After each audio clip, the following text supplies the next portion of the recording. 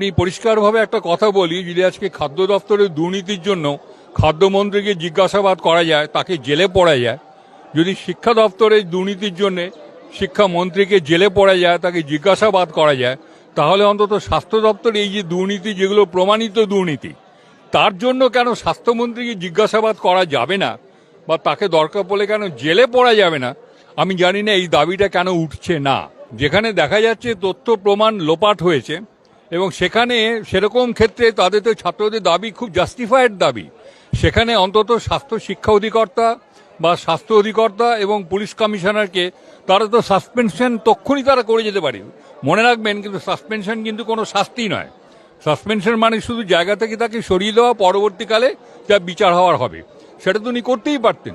উনি এটাকে শুধু শুধু একটা প্রেস্টিজ ইস্যুতে নিয়ে যাচ্ছেন, এবং নিয়ে গিয়ে এমন একটা পর্যায়ে নিয়ে যাচ্ছেন, আমরা সন্দেহ করি আমি যে এর পিছনে কোনো বদ মতলব আছে।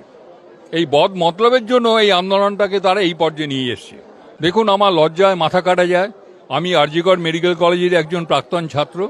আরজিকরে আমি অধ্যাপনা করেছি, আমি ডিপার্টমেন্টাল বিভাগীয় প্রধান ছিলাম, যদিও আরজিকরে আমি কখনো প্রিন্সিপাল ছিলাম না, অন্য কলেজের প্রিন্সিপাল।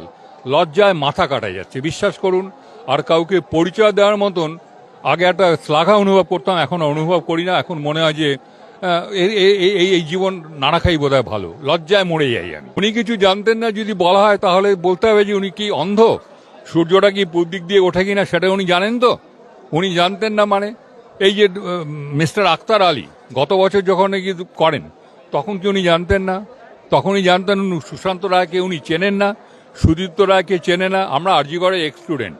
আমরা এই সুদীপ্ত রায়, যাদের কিনে আপনারা এত হইচই করছেন, তাদেরকে আমরা 1968 সাল থেকে চিনি। তারা প্রায় প্রত্যেকটা যে কোনো ব্যাপারের মধ্যে দেখবেন এই লোকগুলো ঘুরিয়ে ফিরিয়ে আছে।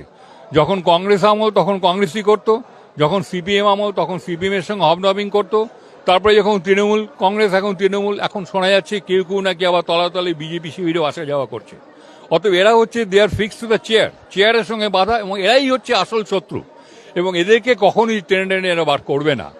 এদের যদি কয়েকটাকে শাস্তি দেওয়া যেত, তাহলে বোধ আজকে এই পরিণতি হতো না। বোধ হয় তা নয়, সম্ভবত পেছনে বদবুদ্ধি আছে। আমি আবারও বলছি, কারণ 17 তারিখে সুপ্রিম কোর্ট তাকে জানতে চাইবে আপনি কি করেছেন। তিনি ভিকটিম কার্ড প্লে করবেন, তার কারণ তিনি সুন্দর সাজিয়ে গুছিয়ে কিন্তু ছবি তুলেছেন। উনি একা বসে আছেন আর 32টা চেয়ার ফাঁকা।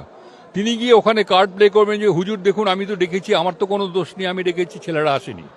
যেমন শাস্ত্রে এই যে ছেলেগুলো মারা যাচ্ছে, এতগুলো লোক মারা যাচ্ছে, তা নিয়ে প্রমাণিত সত্য যে কি মিথ্যে কথা বলেছে। আমারই ট্যাক্সের টাকায় আমাদেরই উকিল সে গিয়ে সুপ্রিম কোর্টে মিথ্যে কথা বলছে, এবং বলতে খারাপ শোনা, জানি না কোথাও কোনো আইনে আটকাবে কিনা।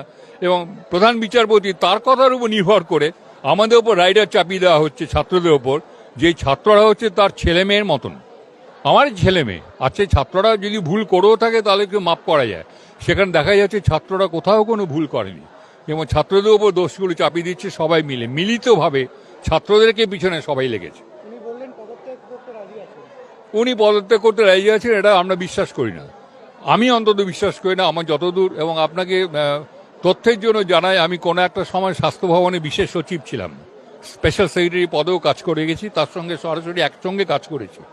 আমি যতদূর বুঝি বা যতদূর জানি, তিনি ভীষণ ইগোইস্টিক। তিনি কখনোই পদত্যাগ করবেন না যদি না অপসারণ করা হয় তাকে। অতএব পদত্যাগের কথাটা আমি অন্তত ব্যক্তিগতভাবে বিশ্বাস করি না। আপনি ভাবুন, সাধারণ মানুষের কি কোনো দাম হতে পারে? প্রথম প্রশ্নটা হচ্ছে তাই, যে ডাক্তার মানে 10 লাখ, উকিল মানে এত লাখটা এইভাবে ভাগ করে দিতে পারেন আপনি? একটা মানুষের জীবন কি এইভাবে করা যায়? একজন ডাক্তারের জীবন নয় শুধু, আমি যদি ডাক্তার না হয়ে যদি মেয়েটি একটি সাধারণ মেয়ে হতো, তাকে কি 2 লাখ টাকা দিতেন?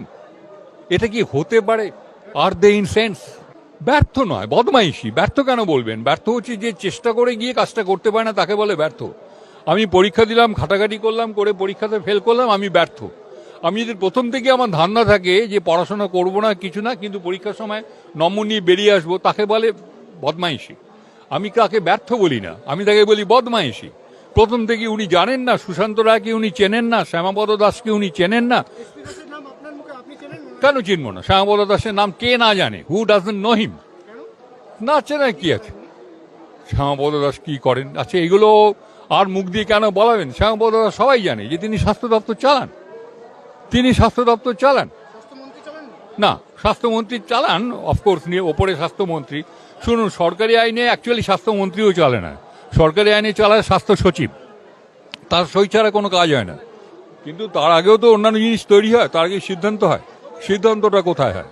কে না জানে শ্যামাপদ দাসের কথা, সুশান্ত রায়ের কথা, সুদীপ্ত রায়ের কথা, এরা সব সিনিয়র লোক।